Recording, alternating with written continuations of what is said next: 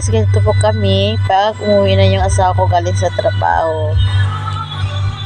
Kasi po, ang gising niya po is 2 o'clock a.m. or 2 to 33 a.m. ng umaga. Punta na po siya ng trabaho. So, ayan, pagdating sa bahay, tulog na si Mister.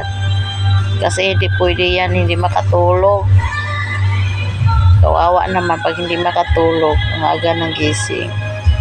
Katapos niyan, mga 4 o'clock, punta naman yung mga anak namin, kuha na siya ng bata.